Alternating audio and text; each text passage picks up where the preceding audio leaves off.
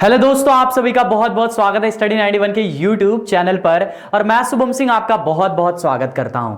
ठीक है ना। तो सिंपल इंटरेस्ट चल रहा है, आज उसकी आखिरी क्लास है जिसमें आज हम सीखेंगे किस्त वाले प्रश्न, इंस्टॉलमेंट वाले के क्वेश्चन देखेंगे कि सिंपल इंटरेस्ट में किस तरह के इंस्टॉलमेंट आते हैं। बहुत ही शानदार से टॉपिक होने वाला है, तो मजा आएगा आप सभी को। एक बार जल्दी से सब लोग वीडियो को फटाफट शेयर कर दो भाई, हर जगह फैला दो, बता दो कि सर की क्लास आ गई है। अब सबसे पहले किस्त क्या होती है। जैसे मान लो कि आप कोई भी आर्टिकल लेते हो, जैसे कोई भी आप वस्तु लेते हो, मार्केट से कोई भी चीज खरीदते हो, तो आप एक बार में उतना सारा पैसा देने के लिए एफर्ट नहीं कर पाते हो। अब अगर एक बार में आप सारा पैसा एफर्ट नहीं कर पाते हो तो आप उसको महीने वाइज में किस्त देते हो। जैसे आप फोन ले लिए, सपोज करिए ये फोन ले लिए, तो जैसे ईएमआई पे लोग देते हैं, वैसे किस्त पे लोग देते हैं ये फोन। ठीक है ना। तो वो हर महीने की एक किस्त बांध दी जाती है कि आपको इतना रुपया हर महीने पे ब्याज देना है। वो आपका रेट ऑफ इंटरेस्ट उस पर डिसाइड हो जाता है, तो आपको कुछ एक्स्ट्रा पैसा देना होता है, बस वही होता है। बहुत सिंपल तरीका होता है। किस्त के लिए एक फॉर्मूला होता है किताबों में, अगर उस फॉर्मूले को भी याद कर लोगे तो भी काम हो जाएगा। एकदम सिंपल सवाल आता है, लेकिन फॉर्मूला इतना बड़ा होता है कि लोगों को याद नहीं होता, इवन मुझे भी नहीं याद होता है। तो याद करने की जरूरत नहीं है फॉर्मूला आपको, आप विदाउट फॉर्मूले भी सवालों को लगा सकते हैं। ठीक है ना। चलिए हम सवाल शुरू करते हैं डायरेक्टली, बहुत मजा आएगा आप सभी को। ठीक है ना भैया। पार्ट 5 है जिसमें आज हम सीखेंगे इंस्टॉलमेंट के बारे में। तो जल्दी से सब लोग वीडियो को एक बार शेयर कर दो भाई, हर जगह जल्दी से वीडियो को फटाफट शेयर कर दो, हर जगह फैला दो, बता दो कि क्लास आ गई है। जल्दी से फटाफट शेयर कर दीजिए एक बार, मजा आ जाएगा फिर शेयर करने के बाद। ठीक है ना। चलिए, आप हमारे स्टडी 91 का एप्लीकेशन जरूर डाउनलोड करें, जहां पे आपको ढेर सारे mock test, previous year question paper और साथ ही साथ ब्लॉग और नए तरह के क्वेश्चन, लाखों से ज्यादा क्वेश्चन मिलेंगे आपको टेस्ट के लिए। ठीक है ना। तो जरूर डाउनलोड करें। एक और जानकारी दे दूं, रात को 10 बजे mock test, previous year mock test की प्रैक्टिस चल रही है। रात को 10 बजे मैथ्स की क्लास आती है, रात को 10 बजे 15 सवालों का टेस्ट होता है। उस 15 सवालों में भागीदार जनिए और अपने आप को कैलकुलेट करिए कि 15 सवाल में से आपने कितने सही किए और कितने गलत किए। ठीक है ना। तो रात को 10 बजे आना मत भूलना रोज। चलो यूट्यूब पे ही आना है। चलो अगला सवाल देखो, पहला सवाल आपके स्क्रीन पे आ गया है। थोड़ा सा समस्या लग रही है, सवाल दिख नहीं रहा है, ऐसा लग रहा है। ठीक है, अब फाइन है? अभी भी फाइन नहीं है।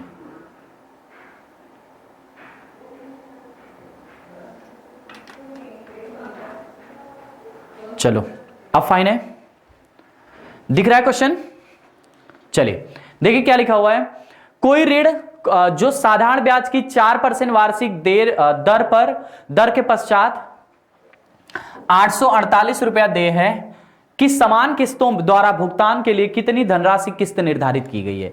देखो किस्त वाले सवाल कैसे लगाते हैं, बहुत ही आसान होता है। हर साल आपकी किस्त जुड़ते चली जाती है, सिंपल इंटरेस्ट है। ऐसे सीआई में भी इंस्टॉलमेंट होता है, मतलब कि सीआई में भी आपका आता है किस्त वाले सवाल। लेकिन अभी आप एसआई पढ़ रहे हो, सिंपल इंटरेस्ट पढ़ रहे हो, तो इसकी किस्त बहुत ही आसान होती है। देखो पहली बार जब आप किस्त दोगे तो 100% दोगे। कितने साल के लिए किस्त दे रहे हो बताओ आप। कह रहा है कि समान किस्तों द्वारा कोई ऋण जो साधारण ब्याज से 4 वर्षों की दर के पश्चात 800 रुपया समान किस्तों द्वारा भुगतान किया जाता है, तो किस्त क्या होगी आपसे ये बोला है। कोई ऋण जो साधारण ब्याज की 4% वार्षिक दर के पश्चात, कोई ऋण जो साधारण ब्याज की 4% वार्षिक दर के पश्चात समान किस्तों द्वारा किस्त के लिए भुगतान की जाती है। ठीक है भैया। तो आपके लिए बोला है कि समान किस्तों के बाद आपसे पूछा है यहां पे सवाल में, देख लेते हैं जरा, इसमें कुछ एरर लग रहा है क्वेश्चन में। ठीक है ना, मैं देख लेता हूं यहां पे, एक मिनट रुक जाओ। हाँ इसमें एरर है, मैं आपको बता रहा हूं कि 4 वर्ष के पश्चात 4% वार्षिक दर से यहां पे रहेगा 4 वर्ष के पश्चात। 4 वर्ष के पश्चात, ये वर्ष नहीं दिया हुआ था, मैं भी सोचूं कि बिना वर्ष के सवाल कैसे लगेगा, है ना। तो 4 वर्ष के पश्चात 848 रुपया दे है। कोई ऋण है जो साधारण ब्याज की 4% वार्षिक दर के 4 वर्ष के पश्चात 848 रुपया दे है। 4 वर्ष बाद 848 रुपया दिया जाता है। चलो देखो यहां से समझो, पहले साल के लिए आपकी ये फर्स्ट ईयर 100% पहली किस्त आप 100 की दोगे, दूसरी किस्त में आप बाकी किस्तों की ब्याज भी भरोगे, यानी ब्याज कितने का है 4% का है। तो इसका मतलब दूसरी जब किस्त दोगे तो 104% आपको देना होगा। ठीक है ना। ऐसे ही जब तीसरी किस्त दोगे तो फिर से 4% का ब्याज तो हमेशा ऐसा ही है, तो हर साल सेम रहेगा। तो तीसरी किस्त में आप 108% दोगे, और जब चौथी किस्त दोगे तो चौथी किस्त के बाद फिर 4% का ब्याज, मतलब कि आप कितना दोगे यहां पे 112% दोगे। ठीक है ना, 112% इस तरह से आप 4 किस्तों में पे करोगे। यानी आपने टोटल कितना पैसा पे किया बताओ यहां से। ये पहली किस्त है, ये है, ठीक है ना। आपने कितना पैसा किया। अच्छा एक बात बताओ कि सर ये तो पैसा फिर ज्यादा कम है क्या, ऐसा लग रहा है? नहीं, यहां से देखो, पहला 100% है तो सारे पैसे समान है, हर किस्त समान होती है। तो फिर कहोगे सर पहला 100 ये तो 104 है, तो बाद में आपका पैसा घट जाएगा ना, जो घटेगा, जितना आपने पैसा दे दिया जो घटा उसका फिर परसेंटेज लगेगा, तो उसका है ये, ठीक है ना। तो इन सबको जोड़ो, 8 4 12 2, ये देखो 8 2 10 4 14%, और यहां से 1 1 2 और ये 1 2 3 4 424%। आप ओवरऑल मिला के 4 किस्तों में 424% अदा करोगे, 424% पे करोगे, और यहां पे लिखा हुआ है कि आप 848 रुपया पे करोगे, तो इसी 424% का मान 848 रुपया है। तो यहां से बताओ 1% का मान 4 दूनी के 8, 24 दूनी के 48, 1% का मान आ गया 2 रुपया। आपसे पूछा है प्रत्येक किस्त का मान बताओ, प्रत्येक किस्त का मान। अब प्रत्येक किस्त कितनी होगी आप बताओ, प्रत्येक किस्त कितनी होगी। तो प्रत्येक किस्त आपकी पहली किस्त 100%, तो 100% का मान बता दो। प्रत्येक किस्त आपसे पूछा है ना कि कितनी, आपसे क्या बोला है कि वार्षिक किस्तों द्वारा भुगतान के लिए कितनी धनराशि किस्त की निर्धारित होगी, यानी 100% का मान आपको बताना है। आप यहां से बता सकते हो 1% का मान 2 है तो 100% का मान 200 रुपया। 200 रुपया निर्धारित की गई है प्रत्येक किस्त के लिए। कितने रुपया निर्धारित की गई है? 200 रुपया आपको हर किस्त में देना है। बात समझ में आ रही कि नहीं? चलो समझ में आ गया? कोई डाउट है तो पूछो। इंस्टॉलमेंट के सवाल जब भी अगर एसआई के आएंगे तो आपको हमेशा इसी मेथड से लगाना है, इस बात को ध्यान रखे रहिएगा। इंस्टॉलमेंट के सवाल अगर कभी भी आए तो आपको हमेशा इसी मेथड से लगाना है। बहुत आसान होता है, एक ही पैटर्न का सवाल होता है। 100%, फिर अगली बार 4% बढ़ जाएगा तो 104%, ये 4% यहां लिखा हुआ है वही 4% है, फिर 108%, फिर 112%, इस तरह से मिलाकर आप 4 सालों में मिलाकर 424% अदा करोगे, यानी कि आप इस तरह से कुल इतना पैसा अदा करोगे, ठीक है ना। चलो तो यही सवाल का तरीका लगाने का है। अगला सवाल देखो, सेम टू सेम ऐसा ही है, बहुत ही शानदार है और तुरंत मजा आ जाएगा। 3360 रुपए के एक ऋण को 3 वर्ष में 12% वार्षिक ब्याज की दर से चुकाने पर प्रत्येक क्या बोला है, वार्षिक किस्त कितनी होगी, आपसे ये बोला है वार्षिक किस्त आपको बतानी। अब यहां से देखो, 12% है ना, पहले साल आप 100% दोगे, दूसरे साल देखो कितने साल देना है, 3 वर्ष देना है 12% की रेट पर, तो दूसरे साल 112 दोगे, 12% की रेट पे 112 हो जाएगा, और तीसरे साल 124%, फिर 12% लगेगा। 3 साल कंप्लीट हो गया, 4 2 6 और ये 3 और ये 1, 136, सॉरी ये 336% का मान कितना दिया है, 3360 रुपया। यहां से बताओ 1% का मान कितना आ जाएगा, 10 रुपया। 1% का मान कितना आ जाएगा, 10 रुपया। तो आपसे पूछा है कि वार्षिक किस्त कितनी होगी, हर वर्ष की किस्त 100% होती है, तो इसको वार्षिक किस्त अगर आप बनाएंगे, वार्षिक किस्त जो आपसे पूछा है, यानी कि 100% का मान आप यहां से बता सकते हैं 1000 रुपया आ जाएगा। 1% का मान 10 है तो इसका मान कितना आ जाएगा, 1000 रुपया आ जाएगा। बहुत ही शानदार सा सवाल है भैया, बात समझ में आ रही है। एसआई का ये आखिरी टॉपिक है, यहां पे हम ढेर सारे सवाल करेंगे। किस्त बहुत बड़ा चैप्टर नहीं होता, सिंपल इंटरेस्ट का किस्त बहुत ही आसान चैप्टर है, इसमें कुछ नहीं होता। सिर्फ अगर आपका एसआई का कॉन्सेप्ट क्लियर है तो सिर्फ परसेंटेज इसमें हर साल सेम तरीके से जुड़ता चला जाता है और कुछ भी नहीं। और किस्त के सवाल ज्यादा बनते भी नहीं है, ज्यादा इन द सेंस की ज्यादा कॉन्सेप्चुअल नहीं होते, सिर्फ यही होता है, इसी पैटर्न के सवाल मोस्टली बनते हैं। बात समझ में आ रही है? इतने सारे प्रैक्टिस कर लोगे कि आपका कॉन्सेप्ट अपने आप क्लियर हो जाएगा। अगला देखो, 3 वर्ष बाद देय है 1092 रुपया, बराबर वार्षिक किस्तों में चुकाना है, 3 वर्ष में चुकाना है। साधारण ब्याज की दर 12% है, तो फिर से वही कहानी कि पहले साल के लिए 100% लगेगा, फिर 112% लगेगा, फिर तीसरे साल 124% लगेगा। इस तरह से 3 साल के लिए आपको कुल मिलाकर 336% देना होगा। कितना देना होगा, 336% देना होगा। और 336% का मतलब कुल मिलाकर 1092 रुपया है, कुल मिलाकर 1092 रुपया है। यहां से बताओ 1% का मान कितना आ जाएगा, 1% का मान 1092 डिवाइड बाई 336, 6 से काट दो आप। अच्छा सब छोड़ो, आपसे प्रत्येक किस्त का मान पूछा है तो आप किस्त का मान डायरेक्टली निकाल दो। किस्त बराबर आप 100% का मान डायरेक्टली बता दो, कितना आ जाएगा 100% का मान, 1092 गुणे में 100 डिवाइड बाई 336।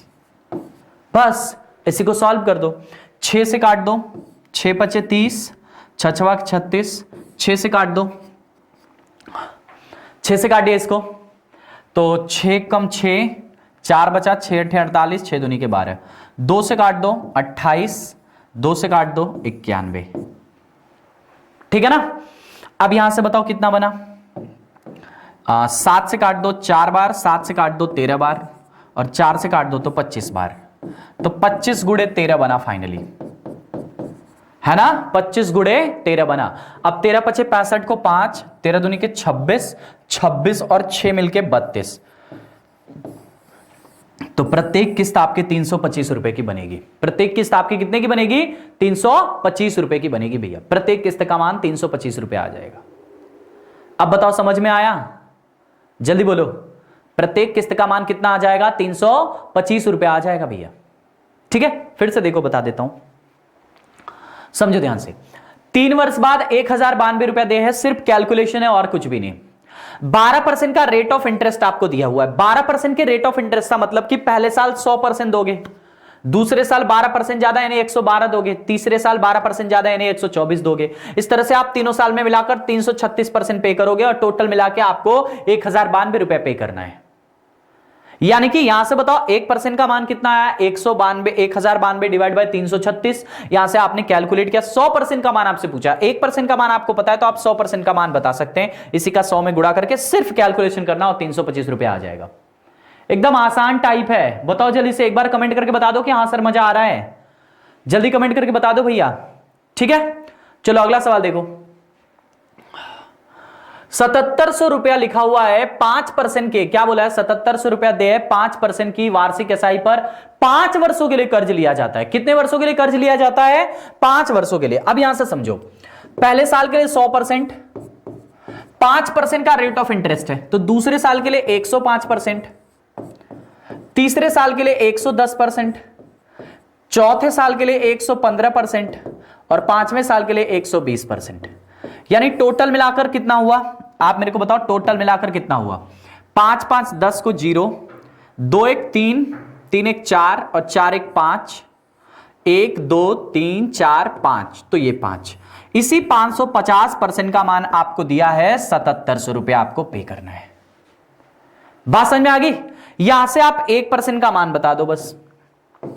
0 से 0 खत्म, 11 पचे 55 और बराबर में 11 सते 77। 1% का मान आ गया 14। तो आपसे बोला है कि प्रत्येक किस्त का मान क्या होगा, तो बताइए प्रत्येक किस्त कितने रुपया वापस करेगा? 1% का मान 14 है तो 100% का मान 1400 रुपया आपको वापस करना पड़ेगा। 1400 रुपया आपको प्रत्येक किस्त में वापस करना पड़ेगा। बात समझ में आ रही कि नहीं? जल्दी बताओ, आ रही है समझ में? चलो बहुत अच्छी बात है। नेक्स्ट देखो, अगला सवाल देखो। यहां से पैटर्न चेंज हुआ। एक बहुत ही प्यारा और सेंसेशनल सा क्वेश्चन है, मैंने देखा, मेरे को अच्छा लगा, मैंने डाल दिया क्वेश्चन। काफी जिसका बेसिक कॉन्सेप्ट क्लियर रहेगा ना, वो इस सवाल को लगा पाएगा मेरे भाई। जिसका बेसिक बहुत अच्छा रहेगा, जो बेसिकली बहुत अच्छे से इसको सवाल को लगाना पड़ेगा आपको। देखो 10 रुपए की राशि को, पहले बेसिक बताता हूं फिर एक शानदार से ट्रिक बताऊंगा ऐसे लगाने के लिए। 10 रुपए की राशि को इस शर्त पर उधार लगाया गया कि पूरी राशि साधारण ब्याज सहित 1 रुपया प्रति किस्त के रूप में 11 किस्तों में लौटा देना होगा। बताएं कि ब्याज की दर क्या होगी। 1 रुपया प्रति किस्त के हिसाब से आपको 11 किस्तों में 10 रुपए की राशि को लौटाना है। 10 रुपए की राशि उधार ली गई नहीं, ये आपका प्रिंसिपल है। ये 10 रुपया क्या है? आपका प्रिंसिपल है। अगर अब 10 रुपए प्रिंसिपल है तो जरा बताओ आप पहले अमाउंट कितना पे करोगे। यहां से बताओ आप कितना मिश्र धन पे करोगे। मिश्र धन जरा मेरे को बता दो। यहां से आप कितने का मिश्र धन पे करोगे ये बता दो। तो पहले तो आप 10 रुपया जो आपने उधार लिया है, जो आपका प्रिंसिपल है, पहले तो 10 रुपया आप दोगे ही दोगे। इसके साथ ही आप ब्याज भी तो दोगे ना, इसके साथ ही आप ब्याज भी दोगे। अब ब्याज कितना देखो 11 किस्तों में चुकता करना है, यानी आप, और क्या है, 1 रुपया प्रति किस्त के हिसाब से, यानी आप हर महीने 1 रुपए का किस्त दोगे। तो 11 किस्तों में चुकाओगे तो 11 महीने तक ब्याज दोगे। किस पे ब्याज दोगे? तो 10 रुपया लिया है तो 10 रुपया पे ब्याज दोगे। यानी कि इस 10 रुपए पे आप R% मान लीजिए, R% की दर से 11 महीने में, R% का मतलब R/100 करेंगे तो परसेंट हट जाएगा, है ना। ये परसेंट हटाना है तो आपको यही करना पड़ेगा, ठीक है ना। ये R है, 11 महीने को साल में बदलेंगे तो 11/12 कर देंगे, ठीक है ना। और यहां से देखो 0 से 0 कट गया, यानी आपने टोटल मिश्रधन कितना पे किया। आपको टोटल पैसा कितना पे करना है, जो आपको पे करना है आप वो बताओ। टोटल पैसा आपको कितना पे करना है? तो टोटल पैसा आपको 10 प्लस में 11R डिवाइड बाई 120 रुपया, ये आपको टोटल पे करना है। एकदम बेसिकली कॉन्सेप्ट से बता रहा हूं, है ना। ये आपका मिश्रधन है जो आपको उस किस्त के रूप में बकायदे पे करना है। कितना पे करना है? 10 प्लस 11 बटे 120। अब उन किस्तों को देख लेते हैं जो आप हर महीने पे करोगे, है ना। आप उन किस्तों को पे करो, यही मिश्रधन है जो आप किस्तों के रूप में पे करोगे। तो किस्तों के रूप में जो आप मिश्रधन पे करोगे, देखो जैसे मान लो मैं आपको बताऊं कि कैसे पे करोगे, यहां से समझो। पहले महीने की किस्त जब आप दोगे तो कितना रुपया दोगे? तो पहले महीने की किस्त आप कितना दोगे? 1 रुपया प्रति किस्त के हिसाब से 1 रुपया तो किस्त दोगे, ब्याज भी तो कुछ देना पड़ेगा। 1 रुपया किस्त दोगे और ब्याज भी कुछ देना पड़ेगा। बताओ देना पड़ेगा कि नहीं देना पड़ेगा? देना पड़ेगा ना। तो 1 रुपया किस्त दोगे और इसी के साथ साथ जो 11 महीना बचा हुआ है, यानी कि पहली किस्त आप दे रहे हो पहले महीना में, पहली किस्त आप दे रहे हो पहले महीना में, यानी कि अभी भी आपके पास 10 महीना बचा हुआ है। 11 महीने में आपको देना था ब्याज, 10 महीना बचा हुआ है, यानी कि इसी 1 रुपया पे आप R प्रतिशत की दर से 11 नहीं 10 माह का ब्याज भी दोगे। 10 माह को बटे में 12 करेंगे तो साल में आ जाएगा। यह आपकी पहली किस्त होगी, यह आपकी पहले किस्त की अमाउंट इतनी होगी। यह पहले महीने की किस्त है, 1 रुपया जो किस्त है और बाकी जो 10 महीना बचा उसका ब्याज। यही तो चलता है ना साधारण ब्याज में। साधारण ब्याज की जब किस्त आप देखते हो तो इसी तरह से आप देते हो, ठीक है। चलो नेक्स्ट महीने भी ऐसे ही दोगे। अगले महीने 1 रुपया ब्याज दोगे, प्लस में 1 रुपया आपने जो किस्त देना है वो तो दोगे ही दोगे, फिर ब्याज भी तो दोगे। उस 1 रुपया पे R% की दर से अब कितने महीने का ब्याज दोगे?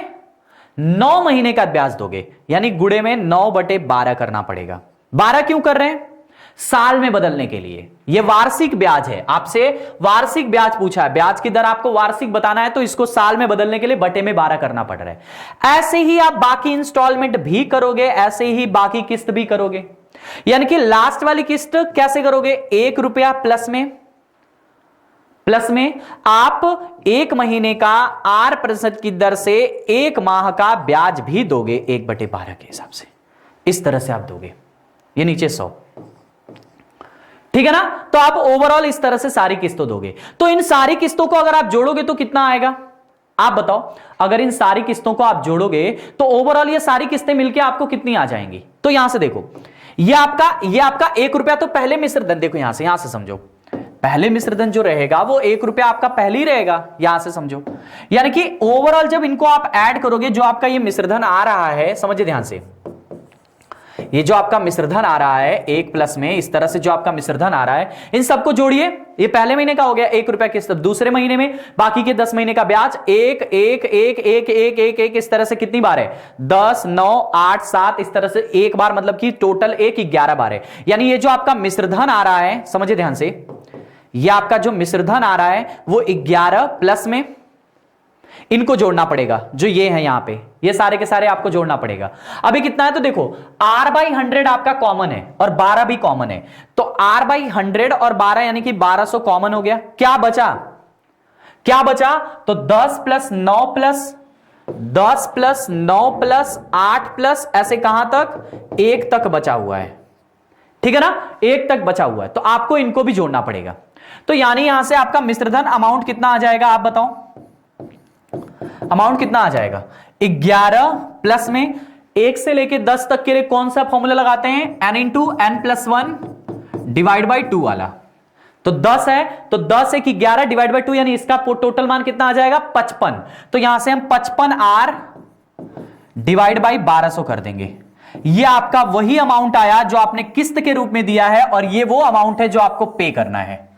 बात समझ में आई ना? तो दोनों अमाउंट ही है, दोनों आपको पे ही करना है। ये वो अमाउंट है जो आप प्रत्येक किस्त के रूप में जमा करोगे, और ये टोटल अमाउंट है जो आपको अपने प्रिंसिपल पे ब्याज सहित आपको लौटाना है। तो ये दोनों आपके बराबर हैं, इसीलिए इसको बराबर इसको करेंगे, यानी कि 11 प्लस में 55R डिवाइड बाई 1200 बराबर में 10 प्लस में 11R डिवाइड बाई 120। दोनों को बराबर कर देंगे इस तरह से हम। बात समझ में आ रही है? अब यहां से समझो, अब यहां से समझो मेरी बात को। देखो ये आपका हो गया 11R प्लस में 55R, यहां से ये हो गया आपका कॉन्सेप्ट। अब समझो यहां से इसको कैलकुलेट करना और आर का मान निकालना है। ये दोनों आपका ये अमाउंट कौन सा है जो आप हर किस्त में देते हो। जैसे पहले महीने की किस्त दोगे 1 रुपया, दूसरे महीने की 1 रुपया के साथ साथ आपको ब्याज भी देना पड़ेगा। जो ब्याज दे रहे थे, जैसे पहले महीने कितना दे रहे थे, यहां समझो, पहले महीने कैसे कितना दे रहे थे, 100% दे रहे थे, फिर 100% पे अगले महीने 104 दे रहे थे, फिर 108 दे रहे थे, ऐसे देने चले जा रहे थे ना। तो जो 4 था, जो 8 था, वो क्या था, वो ब्याज था। तो वही कहानी यहां पे भी है कि पहले महीने की किस्त दोगे, अब बाकी दूसरे महीने से आपको हर महीने का ब्याज भी देना पड़ेगा। जितने महीने का बचा हुआ है पूरे साल का ब्याज आपको देना पड़ेगा, तो वो ब्याज भी देते चल रहे हो आप, ठीक है ना। तो इस तरह से आपने देखा कि दो आपके अमाउंट आ गए, दोनों अमाउंट आपके इक्वल है। अब इसको सॉल्व करिए, बहुत अच्छा सवाल है, अभी ट्रिक से बताऊंगा, समझो ध्यान से। 10 में से 11 गया तो कितना बचा, आप बताओ। 10 में से 11 गया तो 1 बराबर में, इसको उधर लेके जाएंगे और घटा देंगे, तो उधर जाएगा तो 11, ये देखो 1200 लॉस है, यानी 110 में से 55 गया तो 55/R बचा, 55R डिवाइड बाई 1200 बचा। यहां से बताओ R बराबर कितना आ जाएगा, 1200/55, 1200/55। अब इसको कैलकुलेट करो और R का मान बता दो। यहां से देखो 11 से 5 बार और 11 से 240 बार में, यानी R बराबर 240 में 5 से सॉरी ये 11 बार गया, 5 से काटे ना, 5 से काटे तो 11, 240 में 11 से भाग करो, 11 दूनी के 22, कितना बचा 2 यानी कि 20, 11 कम 11, 21 सही 9/11% आपका रेट ऑफ इंटरेस्ट आया है। 21 सही 9/11% आपका रेट ऑफ इंटरेस्ट आया है। बहुत ही अच्छा सवाल है। देखो फिर से समझा रहा हूं, समझो मेरी बात को, ध्यान से समझो। देखो आपने 10 रुपया उधार लिया है, ध्यान से समझो। जिनको ना समझ में आया है, जिनको कुछ ना समझ में आया है, वो भी ध्यान से समझे, सब समझ में आ जाएगा। किस्त वाले सवाल का अगर कॉन्सेप्ट क्लियर है तो फिर सवाल में कुछ नहीं होता, और वो कॉन्सेप्ट यही सवाल से आपका क्लियर हो जाएगा। समझो ध्यान से, आपने 10 रुपया उधार लिया है। अब जब आपने किसी से 10 रुपया उधार लिया है, तो जब आप उस उधार को लौटाओगे तो कुछ ब्याज सहित लौटाओगे, और जो ब्याज सहित पैसा लौटाया जाता है उसको बोलते हैं मिश्र धन, यानी कि आप उसको एक मिश्र धन लौटाओगे। कितना रुपया लौटाओगे आप, तो देखो आपने 10 रुपया उधार लिया था, 11 किस्तों में आपको देना है, यानी कि 11 महीने के बाद उस पैसे को आप लौटाओगे। अगर 11 महीने के बाद अगर आप उस पैसे को लौटाओगे तो 10 रुपया पे 11 महीने का ब्याज भी देना पड़ेगा। और ब्याज का रेट तो यहां पता नहीं है, तो हम मान लेते हैं कि ब्याज का रेट जो है R% है, तो आपको इस 10 रुपया पे R% के हिसाब से 11 महीने को साल में बदलना पड़ेगा, 11/12 का ब्याज दोगे। यानी आप आज जो 10 रुपया आपने उधार लिया है उसके बदले आपको कुल मिलाकर इतना रुपया देना पड़ेगा। 10 प्लस में 11 R/120 रुपया। 10 आपका प्रिंसिपल है और यह आपका ब्याज है। 10 आपका प्रिंसिपल है और यह आपका क्या है, ब्याज है, जो आपको इतना पैसा लौटाना है। ठीक है, चलो यहां तक समझ में आ गया। अब इसके बाद की लाइन समझो। ये जो है आप वो वाला मिश्र धन है जो आप किस्त के रूप में दोगे। अब किस्त के रूप में जब आप दोगे तो किस्त के रूप में आप कैसे दोगे, तो पहले आपसे बोला है कि प्रत्येक महीना आपको प्रत्येक किस्त के रूप में आपको 1 रुपया देना है। तो ठीक है, आप पहली किस्त 1 रुपया दे दोगे। जब आप आगे बढ़ोगे तो आपको उस 1 रुपया के साथ साथ ब्याज भी देना पड़ेगा। जब आप आगे बढ़ोगे तो आपको उस 1 रुपया के साथ साथ ब्याज भी देना पड़ेगा। कितने महीने का ब्याज देना पड़ेगा, तो आपके पास टोटल 11 मंथ थे, 11 किस्त में 11 मंथ थे। तो आप 1 रुपया पहले मंथ में तो नहीं दोगे, लेकिन उसके बाद से आप हर महीने का ब्याज भी दोगे। कितना ब्याज है, R% की दर से ब्याज दोगे, यानी कि 1 रुपया पे R% की दर से 10 महीने का ब्याज 10/12 हो जाएगा, ये बटे में साल। अब इसको हमने पूरा सॉल्व किया, ये आ गया हमारा। वैसे ये दूसरा, ये 9वें महीने के लिए ब्याज होगा। 1 रुपया किस्त जो देना है वो तो दोगे ही दोगे, उसके साथ ही आप उसमें क्या दोगे, ब्याज भी दोगे, किस्त के साथ साथ ब्याज भी दोगे। फिर तीसरे महीने में फिर से आप किस्त दोगे, फिर से आप ब्याज दोगे। इसी तरह से पूरी गाड़ी आपकी आगे चलती चली जाएगी। तो ये आप वो पैसा है जो आप पे कर रहे हो, और ये वही पैसा है जो ये टोटल मिला के आपके इस पैसे के बराबर आएगा।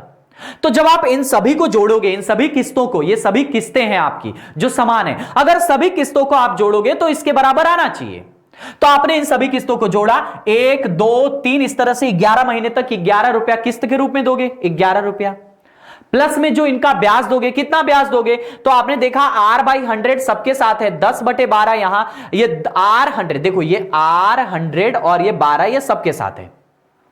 यहां 10 है, यहां 9 है, यहां 8 है, यहां 7 है, यहां 8 है, ऐसे 1 तक है। यानी कि आप सभी को इनको जोड़ना है। अगर r बटे 10 100 गुणे 12 लासा ले लिया, कॉमन ले लिया, तो इन सभी को जोड़ना है। यानी कि आप कुल मिलाकर अगर इनको जोड़ोगे तो इसका जो योग आएगा, ये 55 आएगा। कितना आएगा? 55। 10 प्लस 9 प्लस 8 प्लस 7 ऐसे 1 तक जोड़ोगे तो 55 आएगा, n इंटू n प्लस 1 के फॉर्मूले से। ठीक है ना?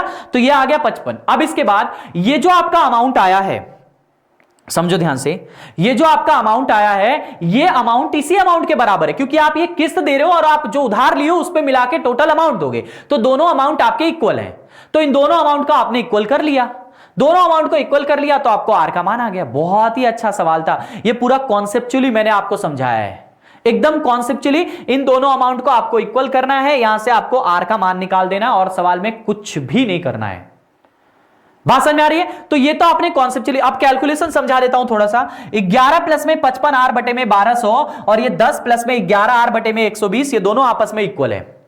ये एक तरफ करेंगे, 10 में से 11 में से 10 गया तो यहां बचा 1 और ये 55 आर उधर जाके घट जाएगा तो 11 आर, यहां पे 120 था, 11 आर बटे में 120 में से 55 आर बटे में 1200 को घटाएंगे तो 55 आर बटे में 1200 बचेगा।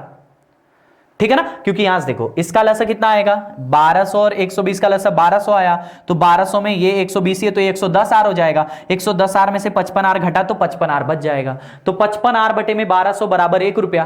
तो यहां से आपको आर का मान चाहिए, तो 1200 बटे में 55 हो जाएगा। तो 1200 बटे 55 को सॉल्व करोगे 21 सही 9 बटे 11% आ जाएगा। बात समझ में आ रही कि नहीं? जल्दी बताओ। यानी कि अगर आप देखें ध्यान से सवाल को, आपको कुल मिलाकर, समझिए ध्यान से, आपको कुल मिलाकर 10 महीने से लेकर 1 महीने तक आपको ब्याज देना है। 10 महीने से आपको, यहां से देखो, आप पहले महीने का ब्याज देखो, R% के हिसाब से, ध्यान से समझो, ट्रिक बता रहा हूं। R% के हिसाब से, R मतलब R% के हिसाब से पहले महीने का ब्याज 1/12, 2/12, 3/12, ऐसे आप पूरे 10 महीने का ब्याज दोगे। 10 महीने का ब्याज दोगे और जो ब्याज होगी वो आपकी प्रत्येक किस्त के रूप में 1 रुपया के रूप में जाएगी। बस इसी को सॉल्व कर दो। यहां से R/100 और 12 लसा ले लो तो 12, ठीक है ना? और 1 प्लस 2 प्लस 3 प्लस कहां तक, 10 तक, ठीक है ना? बराबर में 1 है। अब यहां से R बराबर कितना, देखो R बटे 1200, यहां कितना आएगा, 1200 आएगा ना। R बटे 1200 और गुणे में ये कितना आया, 55 बराबर में 1। यहां से R बराबर, ये 1200 उधर चला जाएगा तो 1200 बटे में 55 हो जाएगा। 5 से काट देंगे 240 बटे 5, यानी कितना आ गया, 240 बटे 11, यानी 21 सही 9 बटे 11% है। इस तरह से बन जाएगा। ये इसकी ट्रिक है, शॉर्टकट है इसी सवाल को लगाने का। ठीक है ना? ये सारे महीने हैं, 1 से लेकर 10 महीने का ब्याज है टोटल मिला के, और आपको 21 रुपया किस्त के रूप में देना है, 1 रुपया बस। ठीक है भैया? चलो अगला सवाल देखो, बहुत ही शानदार सवाल था पिछला। नेक्स्ट सवाल की तरफ चलते हैं। 10,000 रुपए की राशि 5 वर्ष बाद देय है। यदि 5 बराबर किस्तों में किया जाए तो प्रत्येक किस्त पर शेष समय के लिए 15% दर से ब्याज है, तो प्रत्येक किस्त की राशि ज्ञात कीजिए। बहुत अच्छा सवाल है, एकदम वैसा का वैसा ही है। देखो ध्यान से भैया, 5 वर्ष के लिए देना है। पहले साल 100 दोगे, दूसरे साल, पहले साल कितना दोगे, 100 दोगे, दूसरे साल 15% की ब्याज है, यानी कि 115 दोगे, फिर तीसरे साल 130 दोगे, फिर 145 दोगे और ऐसे ही 160 दोगे। इस तरह से 5 साल का आप ब्याज दोगे। टोटल कितना आया, 5 5 10, 6 4 10, 3 13, 14, 1 15, और यहां से 1 2 3 4 1 5 1 6, 650% आप टोटल मिलाकर कितना दोगे, 10,000 रुपए का अमाउंट दोगे। ठीक है ना? 650% का मान 10,000 रुपए के अमाउंट के बराबर होगा। यहां से बताओ 1% का मान कितना आ जाएगा, 10,000 डिवाइड बाई 650, इसके बराबर हो जाएगा। ठीक है? यहां से बताओ 1%। अब यहां से आपको क्या चाहिए, किस्त का मान चाहिए। आपसे किस्त पूछा है तो किस्त का मान यानी कि 100% प्रत्येक किस्त का मान, 100% का मान बताओगे तो इसी में और 2 जीरो लग जाएंगे, डिवाइड बाई 650। इसी को सिर्फ सॉल्व कर दो, आपका आंसर आ जाएगा। सॉल्व करो, 0 से 0 खत्म। 5 से काट देंगे, यहां पे आ जाएगा 13 बार में। 5 से काट देंगे तो ये 20 के बाद 3 जीरो और है, 20 के बाद 4 जीरो है ना, ये 20 है, उसके बाद 3 जीरो और है। 13 से भाग करो, 13 एकम 13, कितना बचा 7 यानी 70, तो 13 पचे 65, कितना बचा 5 यानी 13 39, कितना बचा 11 यानी 110, 13 अट्ठे 104, कितना बचा 6 यानी 60, 13 चौको 52, ठीक है, और कितना बचा 8 मतलब 13 छक 78। देखो 1538.46 आया, पहला ही ऑप्शन सही है 1538/46। बात समझ में आई? तो इसका आंसर कितना आ गया 1538/46। वेरी गुड, बहुत ही शानदार तरीके से आपने आंसर लगाया। किस्त वाले सवाल हैं, किस्त वाले इंस्टॉलमेंट है एसआई का, बहुत ही शानदार सा तरीका है भैया। ठीक है, होप कर रहा हूं कि आपको बातें बहुत अच्छे से समझ में आ रही हैं। अगला सवाल देखिए, यूपी कांस्टेबल की परीक्षा का एग्जाम है। एक्स के पास बैंक खाते में 100.82 रुपया का शेष है। 74.35 जमा करने के बाद 50.17 निकालने के बाद अपने बैंक बैलेंस के साथ 5 रुपया की कितने चॉकलेट खरीद सकता है? फोन पे कर रहा है चॉकलेट वाले के पास जाके, ठीक है ना। देखो 100 रुपया उसके पास था, 100.82 था, 74.35 जमा किया, 74.35 जमा किया और 50.17 निकाल लिया। बताओ अगर 74 रुपया जमा करके 50 पे निकाल ले लो, कितना बचा? यहां से आया 8 और यहां से ये 2 में से गया तो 1, दशमलव में यहां पे बचा कितना 4 और यहां पे कितना बचा 2, तो 24.18 रुपया का डिफरेंस और आ जाएगा। यानी इसमें आपको 24.18 रुपया और बैंक में ऐड हो जाएगा। तो ये 18 मतलब कि 100 हो गया 00 और ये 4 1 5 और ये 2 और ये, यानी टोटल उसके बैंक में अब 125 रुपया है। देखो क्या है, एक एक्स के पास बैंक खाते में 100.82 रुपया है। बैंक जो है उसके पास 100 रुपया और 82 पैसा है। वो गया बैंक में 74.35 रुपया जमा किया, 74.35 रुपया जमा किया और उसके बाद 50.17 रुपया निकाल लिया। तो 74 जमा किया, 50 निकाला, तो 74 प्लस में है जो जमा किया है, 50 निकाला है, यानी उसने बैंक में ओवरऑल 24.18 रुपया जमा किया है। तो जो पहले 100.82 था अब उसी में 24.18 जुड़ जाएगा तो 125 रुपया आ जाएगा। माने अब उसके बैंक खाते में 125 रुपया है। आपसे पूछा है कि 5 रुपए के कितने चॉकलेट खरीद सकता है बैंक बैलेंस के साथ। 5 रुपए के कितने चॉकलेट खरीदेगा? तो 25 चॉकलेट खरीदेगा। बात समझ में? कितने चॉकलेट खरीदेगा? 25 चॉकलेट वो खरीदेगा 5 रुपए के हिसाब से, तो 25 chocolate is the right answer. बिल्कुल आसान सा सवाल था ये। अगला देखो, बहुत ही प्यारा सा सवाल है, बहुत ही प्यारा सा सवाल है। क्या लिखा हुआ है? 10,000 रुपए की राशि 5% वार्षिक साधारण ब्याज की दर से निवेश की जाती है। यदि प्रत्येक 10 वर्ष ब्याज को मूलधन में जोड़ दिया जाता है तब 2,000 रुपए का मिश्रधन बनने में कितना वर्ष? देखो क्या है, 1,000 रुपए की राशि है, ठीक है ना। 1,000 rupees invested at the rate of 5% per annum simple interest. If the interest is added to the principal after every 10 year, then how long will be the addition of 2,000 will be received? ऐसा आपसे पूछा है। अब यहां से समझो कि 1,000 रुपए की राशि थी जो इन्वेस्ट की गई है 5% के एनम से, 5% के रेट से उसको इन्वेस्ट किया गया है सिंपल इंटरेस्ट के साथ। Interest is added to the principal after every 10 years, मतलब कि 10 साल के बाद जो आपका सिंपल इंटरेस्ट आ रहा है उसको प्रिंसिपल में यानी कि मूलधन में जोड़ दिया जाता है। ऐसा करने के बाद आपसे पूछा है कि 2,000 रुपया रिसीव होने में उसे कितना समय लगेगा। इस तरह अगर किया जाए तो 2,000 रुपया अगर बनाना है तो आपको कितना समय लगेगा। अब देखो 1,000 रुपए का आपकी राशि थी, 1,000 रुपए की आपकी क्या थी? राशि थी, जिसमें 5% का रेट लग रहा है। 5% का रेट का मतलब 5/100, यानी हर साल आपको कितना रुपया मिल रहा है? 50 रुपया। हर साल आपको कितना रुपया मिल रहा है? 50 रुपया, ठीक है ना। 1,000 रुपए की राशि पर 5% एनम के हिसाब से आपको हर साल 50 रुपया मिल रहा है, ठीक है। 50 रुपया आपको मिल रहा है। अब मेरी बात को समझ लो जरा, अब मेरी बात को कह रहा है कि प्रत्येक 10 वर्ष बाद, अच्छा एसआई है तो हर साल का समान होगा, यानी 10 साल का, ये 1 वर्ष का है, ये 1 वर्ष का एसआई है। 1 वर्ष का एसआई 50 रुपया है, तो यहां से मेरे को बताओ कि 10 वर्ष का एसआई कितना होगा? 10 वर्ष का एसआई 500 रुपया हो जाएगा। 1 वर्ष का एसआई 50 रुपया, तो 10 वर्ष का एसआई 500 रुपया हो जाएगा। हो जाएगा कि नहीं हो जाएगा? 10 वर्ष का एसआई आपका 500 रुपया हो जाएगा। अब ध्यान से समझो, आपसे यह कह रहा है कि 10 वर्ष के बाद जो सिंपल इंटरेस्ट मिल रहा है उसको प्रिंसिपल में ऐड कर दिया जा रहा है। अब प्रिंसिपल आपका कितने का है, 1000 रुपए का प्रिंसिपल है, मतलब जो नया मूलधन अब बनेगा, नया मूलधन कितना हो जाएगा, पहले का मूलधन 1000 रुपया था और उसमें 500 रुपया जो एसआई आया है उसको 10 वर्ष बाद, कितने वर्ष बाद, 10 वर्ष बाद 1000 में 500 रुपया जोड़ दिया जाएगा, यानी कि 1500 रुपया हो गया आपका नया मिश्रधन, नया मूलधन 1500 रुपया। आपको कितना रुपया बनाना है, आपको 2000 रुपया बनाना है, आपको कितना रुपया बनाना है, 2000 रुपया बनाना है। अभी तक आपने कितना रुपया बनाया, 1500 रुपया बनाया है।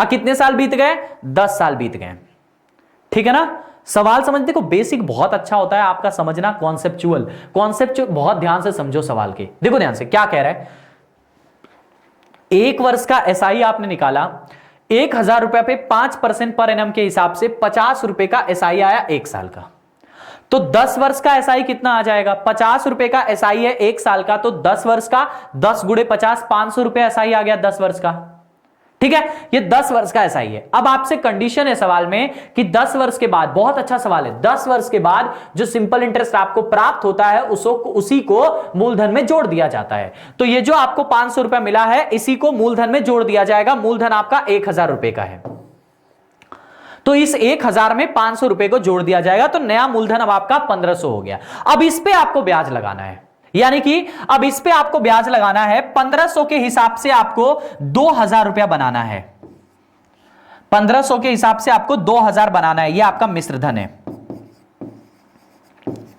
अब कहोगे सर ये 2000 कहां से आ गया, अरे सवाल में दिया है कि 2000 रुपया बनाना है, तो 1500 के हिसाब से अगर आपको 2000 रुपया बनाना है तो यहां से बताओ कि कितने का सिंपल इंटरेस्ट लगेगा, 500 रुपए का, तो रेट परसेंट कितना लगा, रेट परसेंट कितना लगा, तो 500 बटे में 1500 गुणे में 100, ये 20 से 20 खत्म, 1/3 का मतलब 33 सही 1/3%, या फिर आप इसको कह सकते हैं 100 बटे में 3% आपको रेट लगाना पड़ेगा। अगर आपको 1500 से 2000 जाना है तो आपको 100/3% का रेट लगाना पड़ेगा।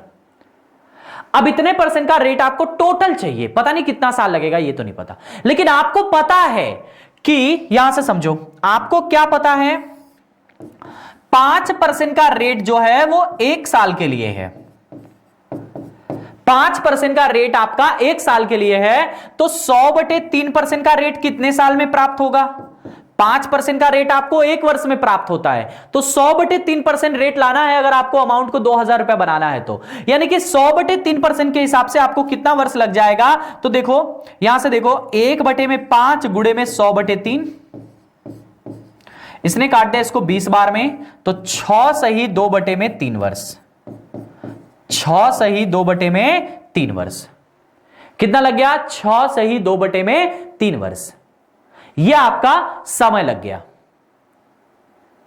यह आपका क्या लग गया, समय लग गया, 6 सही 2/3 वर्ष। अब यहां से ये पूरी कहानी आपको समझ में आ गई, तो आपको टोटल साल कितना लगा, 10 साल यहां लगा था और 6 सही 2 यहां लिखा, यानी कि 16 सही 2/3 साल लगेगा आपको 2000 रुपया बनाने में। देखो फिर से बता रहा हूं, बहुत अच्छा सवाल है, ध्यान से समझो, लॉजिकल समझो। यहां से देखो, अभी फिर से यहां से दूसरा मेथड बता देता हूं ताकि समझ में आ जाए, अगर इसमें कोई कंफ्यूजन हो तो समझो ध्यान से। 1000 रुपए का आपका प्रिंसिपल था और 5% पर एनम के हिसाब से आपको 2000 रुपए आपको मिश्रधन बनाना था, लेकिन एक कंडीशन थी बीच में। अगर सिंपली बनाना हो तो बहुत आसान है, लेकिन एक कंडीशन थी बीच में, और वो कंडीशन क्या थी कि हर 10 वर्ष के बाद जो आपका प्रिंसिपल होगा उसी में आपका एसआई जुड़ जाएगा, तो नया प्रिंसिपल आपका बन जाएगा। मतलब जो आपको सिंपल इंटरेस्ट प्राप्त होगा प्रत्येक 10 वर्ष के बाद उसी को आपको मूलधन में जोड़ना होगा, ये एक कंडीशन है इसमें। तो इसका मतलब यहां से देखो, पहले हमने 1000 रुपए का 5% के हिसाब से 50 रुपया हमने निकाला कि 50 रुपया इसका सिंपल इंटरेस्ट पर ईयर का है, तो ये 1 साल का 50 रुपया सिंपल इंटरेस्ट है, तो 10 वर्ष बाद जोड़ा जा रहा है, तो 10 वर्ष का सिंपल इंटरेस्ट कितना हो जाएगा, 500 रुपया। तो 10 वर्ष के बाद नया मूलधन कितना हो जाएगा, 1000 रुपया जो पहले का मूलधन था उसी में इस 500 रुपए को जोड़ दिया जाएगा, तो नया मूलधन आपका 1000 प्लस 500 मिला के 1500 रुपया हो जाएगा। कितना हो जाएगा, 1500 रुपया हो जाएगा, यह आपका नया मूलधन हो गया है। अब इस 1500 रुपए को आपको 2000 बनाना है, क्योंकि आपको 2000 बनाना है, दिया हुआ है सवाल में। तो 1500 को अगर 2000 बनाना है तो आपको ओवरऑल कितने का रेट चाहिए, तो आपने देखा कितने का ब्याज लगाना पड़ेगा? 1500 से 2000 का मतलब आपको ओवरऑल 500 रुपए का ब्याज गेन करना पड़ेगा। 500 रुपए का अगर ब्याज गेन करना पड़ेगा किस पे? तो 1500 रुपया पे। तो 500 बटे 1500, तो आपको पता चल रहा है कि आपको अगर 1500 को 2000 बनाना है तो आपको 100 बटे 3% चाहिए। कितना चाहिए? 100 बटे 3% चाहिए। 5% अगर आप ब्याज लाते हो तो आपको 1 साल लग जाता है। एक वर्ष में आपको 5% मिलता है ना, तो 5% के हिसाब से, तो अगर आप 5% का ब्याज लेते हो तो आपको 1 साल लग जाता है। तो 100 बटे 3% ब्याज लेने के लिए आपको कितना साल लगेगा? तो 100 बटे 3 में ये 1/5 से कर देंगे तो 6 सही 2 बटे 3 वर्ष लग जाएगा। 20 बटे 3 यानी 6 सही 2 बटे 3 वर्ष लग जाएगा। अब 6 सही 2 बटे 3 वर्ष यहां लग जाएगा, अब 10 वर्ष पहले लग चुका है, यानी टोटल समय आपका 16 सही 2 बटे 3 साल आ जाएगा। अब यहां से समझो, एक और बात बता दूं, इसी सवाल को आप दूसरे तरीके से भी लगा सकते थे। यहां से समझो, आप बताओ, यहां से समझो, अगर ये लाइन ना समझ में आई तो फिर से बता देता हूं। यहां समझो, 1500 रुपए आपका नया मूलधन आ गया है, अभी भी आपको 5% का रेट लगेगा। तो 1500 के हिसाब से अगर 5% का रेट लगता है तो पर ईयर आपको कितना मिलेगा? 75 रुपया आपको पर ईयर मिलेगा। पर ईयर कितना मिलेगा? 75 रुपया आपको पर ईयर मिलेगा भैया, है ना भैया? 1500 का 5% के हिसाब से 75 रुपया पर ईयर मिलेगा। आपको 1500 को 2000 बनाना है, यानी कि आपको 500 रुपया चाहिए। एक साल में आप 75 रुपया गेन करोगे, एक साल में आपको 75 रुपया का ब्याज बनेगा, तो 500 रुपया के लिए कितना वर्ष लगेगा? 500 रुपया को कितना वर्ष लगेगा? तो 500 बटे 75, 25 से काट दिया, 25 दूनी के 20, यानी कि यहां से 3 बार में, यानी 6 से ही 2 बटे 3 वर्ष लग जाएगा। इससे भी लगा सकते थे, और इस तरह से 10 और 6 मिलके आ जाएगा आंसर 16 से 2 बटे 3%। बहुत अच्छा सवाल है ये, बात समझ में आ रही है? बहुत ही प्यारा सा सवाल है। चलो नेक्स्ट देखो, एसएससी सीजीएल प्रीलिम्स के एग्जाम में आया था 4/2/2007 को सेकंड शिफ्ट में। क्या आया था क्वेश्चन? सुरेश ने 15,600 रुपए की साधारण ब्याज 10% वार्षिक वाले एक सावधि खाते में जमा कराए। सेम सवाल है, ब्याज से हुई आय को वह प्रति दूसरे वर्ष मूलधन में मिला देता है, उसका चौथे वर्ष के अंत में मिलने वाला ब्याज क्या होगा? देखो इस सवाल में मैं आपको बताऊं कि ऑप्शन आपको गलत दिया हुआ है, तो ऑप्शन आप सही कर सकते हो। चौथा ऑप्शन कर लो 3744, ऐसा कर लो, ठीक है ना? 3744 इसका राइट आंसर है, ये इसका आंसर है, ठीक है ना? मैं बता देता हूं, सुरेश ने 15,600 रुपए का साधारण ब्याज 10% वार्षिक वाले एक सावधि खाते में जमा कराया। अब 2 वर्ष बाद, अब देखो ब्याज से हुई आय वो प्रत्येक दूसरे वर्ष मूलधन में जोड़ देता है। अच्छा बताओ 2 वर्ष का एसआई कितना बनेगा? 2 वर्ष का एसआई, 2 वर्ष का एसआई बताओ कितना बनेगा? 15,600 रुपया पे 10% के हिसाब से 2 साल का, ठीक है ना? देखो कितना हो जाएगा, 0 से 0 खत्म, 0 से 0 खत्म, यानी कि 1560, 1560 में 2 का गुणा तो 0, 6 दूनी के 12, 5 दूनी के 10, 1 11 और 2 1 कम 2 1 3, 3120 रुपए बन रहा है क्या? हाँ 3120 रुपया बन रहा है। अब इस 3120 रुपए को जो 2 वर्ष, आपको क्या कह रहा है? प्रत्येक दूसरे वर्ष मूलधन में मिला दिया जाता है, यानी कि अब आपका नया मूलधन 2 वर्ष बाद, 2 वर्ष बाद नया मूलधन,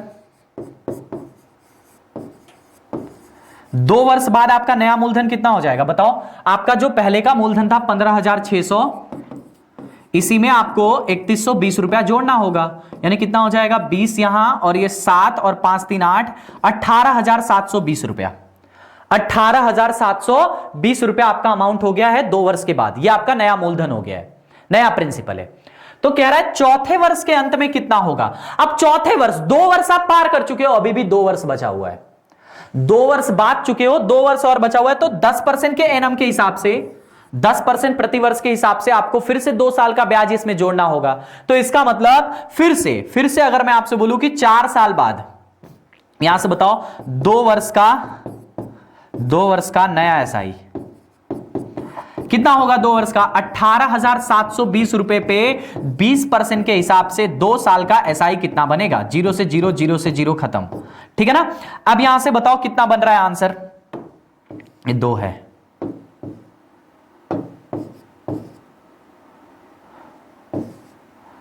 ठीक है ना, ये 0 से 0 खत्म हो गया।